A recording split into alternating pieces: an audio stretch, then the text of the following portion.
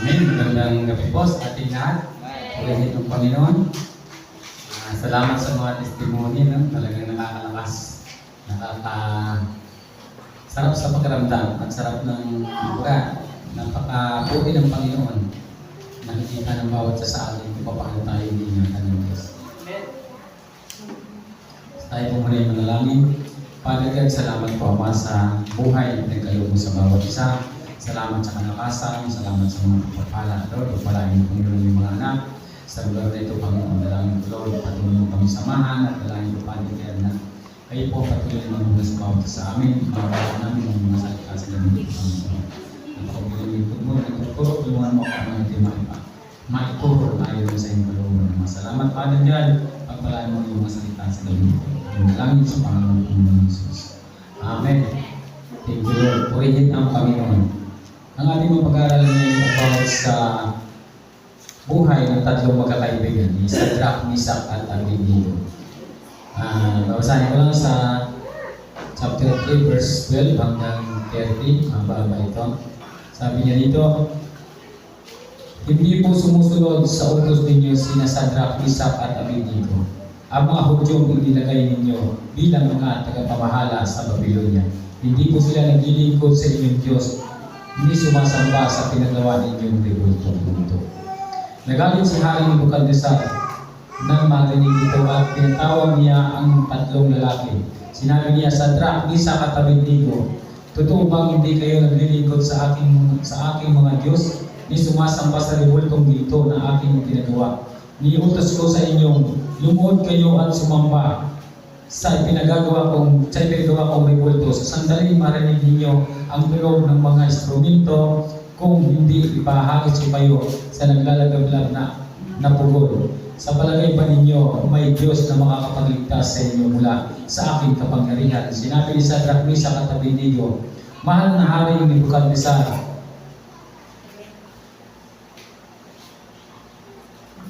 wala po kaming masasabi sa inyo tungkol sa bagay na ito. Gawin ninyo kung iyan ang gusto ninyong ang Diyos namin pinaglilingkuran ang magliligtas sa amin sa naglalagablad na pugol. At mula sa inyong kapangyarihan, kung hindi man niya kami ligtas, hindi pa rin kami maglilingkod sa inyong mga Diyos na hindi sasamba sa rebultong ginto na pinagawa ninyo. So, sabi niya, iligtas mo kami ng Diyos namin o hindi. Siguro na doon natouch ang puso ng Panginoon. Nailigtas man ako ng Diyos ko o hindi, pero hindi ako sasamba sa Diyos na pinagawa ko. Itong tatlong magkakaibigan ito ay kasama sa kaharian. Ito po ay kumbaga sila ay inalagaan ng hari, pinakain, dinamitan, dinayusan, pero hindi siya sumusunod sa hari. Kung sabihin ng hari na sumamba ka sa aking rebultong ipinagawa. Sabi niya, mahal na hari, gawin mo ang gusto mo, pero hindi kami sasamba sa Diyos mo. At sabi niya, tulungan man kami, iligtas man kami ng Diyos namin o hindi pa rin kami sasamba sa rebultong pinagawa mo. Grabe yung kanyang paninindigan bilang naglilingkod, bilang anak, no? Grabe yung paninindigan ng tatlong ito na talagang mahal na mahal nila ang Panginoon. Lord, salamat dahil talagang ipinakikita ng Panginoon. Kaya nagalit sa kanya ang si Haring Nebukadnezar. Tayo po sa buhay natin, pag tayo po ay patuloy na ninindigan sa ating pananampalataya sa Panginoon, nagagalit sa ating mundo. At gusto ng mundo na tayo ay pahirapan. Kaya sabi niya Haring Nebukadnezar, sabi niya rito, namula ang mukha ni Haring Nebukadnezar sa tindi ng galit kina Shadrach, Meshach at Abednego. Kaya inuutos niya, painitin pa ng 7 ulit ang pugol. Inutusan din niya ang ilan sa mga pinakamanlakas niyang kawal na gapusin sila Shadrach, Meshach at Abednego at ihagis sa naglalagablab na pugol. Ginapos nga sila nang hindi na inalis ang damit, ang panloob at panlabas, turbante at iba pang kasuotan sa kanila. At inihagis sila sa naglalagablab na apoy. Dahil sa mahigpit ang utos ng hari na painitin ang init ng pugol, lumabas ang apoy kaya nasunog at namatay ang mga kawal na nagdala kina Shadrach, Meshach at Abednego. Ganun katindi yung apoy, no? Ganun katindi yung apoy na pinagdalan nila sa trangay sa katabing ligo. At sa tindi ng init, doon sa tao nagdala sa kanila, sila yung namatay. So tayo po, pag nakita ng Panginoon yung ating paninindigan sa ating pananampalataya, kung mayroon ng tao gusto tayong dalhin sa kapamakan, sila po ang mapapahama. Yung nagdala sa kanya doon sa bubon para sa ihagis, sila yung namatay. At nung ihagis nila sa apoy, yung tatlo hindi na ay yung tatlong magkakaibigan, hindi na tinanggalan ng damit. Talagang itinapon na lang doon. At alam niyo, ganun katindi ang kapangyarihan ng Panginoon sa kanila. Kahit yung damit nila, hindi nasulog. Diba? Hindi nasulog kahit yung damit nila. Sa hindi ng kanilang pananampalataya sa Panginoon, kahit ihagis sila sa apoy, kahit damit na suot nila, hindi po nasulog. Wala pong nagalaw sa kanilang damit. Samantala na tagapos pa rin silang bumagsak sa naglalagablag na apoy ang tatlong kabataan. Nagtaka at biglang napatindig si Haring Nebukadnezar at tinanong sa kanyang mga tagapayo, hindi ba tatlo lamang ang inihagis sa apoy? Opo, kamahalan, sagot nila. Bakit apat ang nakikita kong walang gapos at naglalakad sa gitna ng apoy nang hindi nasusunog at ang tingin ko'y sa ikaapat ay parang anak ng Diyos? Nung mabasa ko po ito, ako ay talagang sabi ko, Panginoon, ako pala ay wala pa sa katiting ng nagagawa kong paglilingkod sa inyo.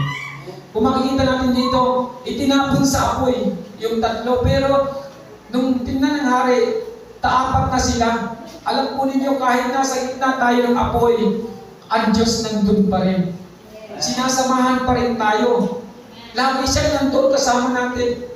Kaya sabi na, dumaan ka man sa apoy, hindi ka masusunog. Dumaan ka man sa ilog, di ka malulunod. Kumbaga, kahit sa gitna ng apoy, nakita nila ang Panginoon, kasama pa rin doon. May anghel na pinasama ang Panginoon doon sa tatlo na yun para sila iligtas. Kahit nasaan po tayo, kahit anong lugar na napakatinding pagsubok, kasama mo ang Panginoon. Hindi ka iiwanan ng Panginoon. Hindi ka niya, kumbaga, hindi man lang mawawakit sa kaisipan at sa Panginoon ang pangalan mo pag ikaw ay totoo naglilingkod sa Panginoon. At itong tatlong ikaw talagang, sabi niya, iligtas man kami ng Diyos namin o hindi pa rin kami sasamba sa libultong pinagawa mo. Siguro doon natak sa puso ng Panginoon. Talagang grabe yung kanilang pagsamba, grabe yung talagang paniniwala nila sa Panginoon. At ito pong tatlong ito yung mga taong mahilig magpastig. Itong tatlong itong mga kaibigan, kasama si Daniel, sila ay apat at talagang nagpapastig sila para lang magtagumpay sa kanilang mga pananampalataya sa Panginoon. Nakita natin kahit sa apoy, kasama natin ang Panginoon. Hindi tayo pinababayaan ng Diyos. Kaya ang tindi ng galit niya rin Nebukadnezar sa kanya. Kaya sa ating paglilingkod sa Panginoon, sa tindi ng paglilingkod mo sa Panginoon, sa tindi ng pananampalataya mo, kaya galit na galit ang mundo. At si Haring Nebukadnezar, 7 ulit niyang pinainit ang pugon. So tayo po, marami po mga, pag ikaw ay naglilingkod sa Panginoon, lalo may mga pagsubok na duwarating tayo sa iyo. Kaya sabi ko, huwag mo itong iiwasan. Hayaan mo sila yung umiwas sa iyo. At pag umiiwas sila sa iyo, alam mo, hindi sila makakalapit sa iyo kasi alam ng Panginoon kaya mo sila. Kakainin mo lang sila at lalaki ka lang, lalo pagtitibay. At itong tatlong ito, napakatindi ang pagsubok na dumating sa buhay nila kasi katumpas ng buhay nila. Sabi ko, Panginoon, hindi pa nangyayari sa akin yung mga bagay na yan. Sabi ko, sa paglilingkod ko pala, wala pas katitig. Kung iisipin ko yung aking nagagawa, wala pa sa katitig. Kaya kanina sabi ko nga, yung testimony ni Liway na nagpasting siya, tapos sinabihan yung kapatid niya, one week magpasting. Diba? Sa ating pong buhay, sa totoo lang, kahit sa tahanan natin, masarap po magpasting. Kahit 1 day, 2 days, napakasarap po ng pakaramdam. Pwede ka naman magtrabaho sa bahay mo, huwag lang mabibigat yung trabaho. Gawa-gawa ka lang, pwede ka magpasting. At kahit hindi ka nananalangin ng tuloy-tuloy, basta habang may time ka para pananalangin. Napakasarap po sa pakiramdam kasi hindi lang po yan yung spiritual natin ang lumalakas. pati ang ating katawan lupa ay inaayos. Kasi marami pong karamdaman ang pinagagaling ng fasting. Marami pong karamdaman ang pinagagaling ng fasting. Ito po yung nakatutulong sa ating kalusugan. Sabi sa 26, lumapit si Hari Nebukadnesar sa may bunganga ng pugon. Sinabi niya, lumpas kayo riyan at halika kayo dito sa Misak at Abednego, mga lingkod ng kataas-taasang Diyos. Lumabas na silang tatlo mula sa pugon at lumapit sa kanila ang lahat ng pinuno ng kaharian. Tinignan silang mabuti ng mga ito, ngunit wala man lamang nakitang bakas ng apoy sa katawan ng tatlo. Hindi nasunog ni bahagya man ang kanilang buo. Lumapit sa kanya pati ang hari at talagang nandun yung kanilang pagkamangha. At ang sabi dito, ang kanilang kasuotan, hindi rin sila nag-amoy usok. Dahil dito sinabi ng hari, purihin ang Diyos nila sa Sadrach, Mesach at Abednego. Isinugo niya ang kanyang anghel upang iligtas ang malingkod niya ito, naganap na sumasampalataya sa kanya. Hindi sinunod ng mga ito ang aking utos, ginusto pa nilang sila'y ihagis sa apoy kaysa sumampas sa Diyos-Diyosan. Kaya pinag-uutos ko sa inyo man mula sa alinmang lahi, bansa o wika na magsasalita laban sa Diyos ni Sadrach, Mesach at Abednego ay papatayin at ang kanilang bahay ay wawasakin. Wawasakin, walang ibang Diyos na makapagliligtas sa tao tulad ng ginawa ng kanilang Diyos. At sila Sadrach, Mesach at Abednego ay tinaas niya sa tungkulin sa lalawigan ng Babylonia. So nakita natin doon na lalong dahil doon sa kanilang pananampalataya, sa kanilang pagtitiwala, pati yung hari nakakilala. At yung hari lumuhod nakakilala sa Panginoon. At nagkaroon ng kautusan na walang ibang Diyos na sasambahin kundi ang Diyos lamang ni Sadrach, Mesach at Abednego. Dahil sa kanilang paninindigan na bago ang mundo, nakilala ang Panginoon sa buong mundo. Sabi niya, walang lahi o bansa man na walang ibang pasasambahin kundi ang Diyos lamang ni Sadrach, Mesach at Abednego. Napakatindi po yung kanilang pananampalataya, kaya napakalaki po ng nabago. Buong mundo nabago ng kanilang pananampalataya. Kaya sa ating bubuhay, pag tayo sincero at talagang nandun yung ating pagtitiwala sa Panginoon, hindi lang ikaw, hindi lang pamilya mo, buong mundo pili pong mabago sa ating pagtitiwala sa Panginoon. At dito lalo silang itinaas ng Panginoon sa lalong mataas na posisyon. Sa atin po, pag tayo po'y tuluyang naglilingkod at talagang totoo naglilingkod sa Panginoon, lalo kang itataas ng Panginoon. Yung level ng pagkatao mo, lalo kang itataas. Kaya sabi ko, Lord, umpisa na namin na talagang yung prayer talaga nakatutok sa mga leader ng bayan natin. Kasi isang araw, baka sila ay makakasama natin dito na maglilingkod sa Panginoon. Pag nakita nila yung mga himala sa buhay natin, nakita nila yung mga bagay na hindi pa nila nakikita ay nangyayari sa ating pananalangin. Kung walang imposible sa Panginoon. Dahil sabi naman ng Panginoon, ang ipagbawal niyo sa lupa, ipagbawal ko sa langit. Ngunit ang pahintulutan niyo sa lupa, pahintulutan ko sa langit. Kaya yung ating binibigkas, yung ating mga dinudulog sa Panginoon, pili po itong mangyari. At sila sa Sadrach, Mesach at Abednego ay isang halimbawa ng totoong naglilingkod sa Panginoon at nangyari sa kanila. Talagang kahit apoy. Kaya sabi ng Panginoon, talagang yung kahit yung apoy, walang nagawa sa kanila. Mga kahit ang kamatayan, hindi sila kinaya. Kaya yung hari ay talagang sumurinder. Sabi niya, walang Diyos, walang ibang Diyos maliban sa Diyos na Sadrach, Mesach at Abednego na makagagawa ng ganung klaseng himala. Kaya napakabuti po ng Panginoon. Sana po lalo natin paglalimin ng ating pagkakilala sa Panginoon. Lalo tayong magtiwala sa Panginoon. Kaya kahit na sa tahanan natin, pag talagang lagi sinasabi maglagay tayo ng oras para sa Panginoon. Ako'y masaya sa mga testimony na pinapakinggan. May nagpapasting, may mga gustong magpasting, may naglalangin. Yun po ay isang palatandaan na tayo po ay iwanin ko sa ating pananampalataya sa Panginoon. Magpasting po tayo kahit wala tayong pinagdaanan ng mga bagay na dapat mong ipagpasting. Hindi ka magpasting sa Panginoon para lalo kang lumakas. At yung mga pagsubok na gustong lumapit sa iyo, hindi na makakalapit sa iyo. Iingatan ka ng Panginoon. Ilalayo ka sa mga bagay na yun. Kasi inunahan mo na. Malakas ka na. Kasi nandun na yung Espiritu na gusto mo. Ang Espiritu mula sa Panginoon. At panghahawakan ka nito. Sinasantak mo sa Katalignigo. Talagang sa ginawa nila, nakita naman natin kung anong klase ang kapangyarihan ng Panginoon. Meron bang kaya ba ito ng tao na kahit sa apoy, sasamahan ka ron at hindi nasusunog?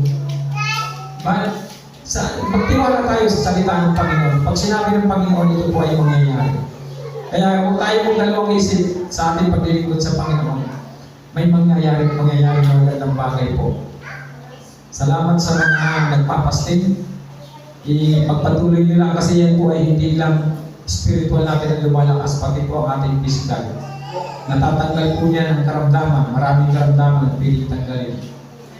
At sabi nga yung cancer, kaya-kaya tanggalin ng fasting. Pag mag-fasting ka, kaya pagalingin yung cancer. Kaya napakarami pong nagagawa ng fasting. Kaya pag tayo po ay mayroong nararamdaman, hindi tayo mag-fasting. Kaya pala ang tao nagkakasakit. Di ba pag ang tao nagkakasakit, minsan, ayaw mong kumain. Wala kang ganang kumain. Kasi nire-repair. Usa kasi nagre-repair ang ating mga ilang tao.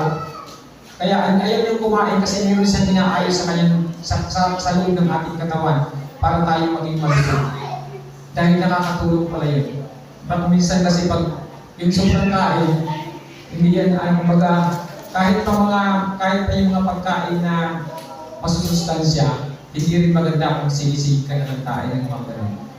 Fasting ka rin. Kasi ito yung isang nakakatulong sa atin. Nakakaganda sa pakiramdam. Kaya nga pag may mga fasting na ganyan, sabi ko nga, pag nayari na yung kwarto natin sa taas, hindi na tayo mag-fasting doon. Kasi dalawa, gagawin natin. Kaya kung gusto mag-fasting, punta lang kayo dyan. Kahit 3 days kayo dyan, sa mong pamilya mo, 3 days kayo dyan, mananalangin, magpapasting. At yan yung gagawin natin, talagang dyan tayo magpapasting. Pamilya, magpapasting tayo. Lalo kung walang sweldo, akyat ka na agad, wala kami sweldo, pastor, akyat ka na agad doon, pasting ka na agad, kami na muna, diba? 1 week kami walang sweldo, pasting muna kayo. At napakalaki po ang may tutulong yan sa atin. Physical na pangatawan. Hindi lang po spiritual ang pinalalakas niya, pati ating physical. Kaya salamat sa kanyang mga salita sa gabi nito.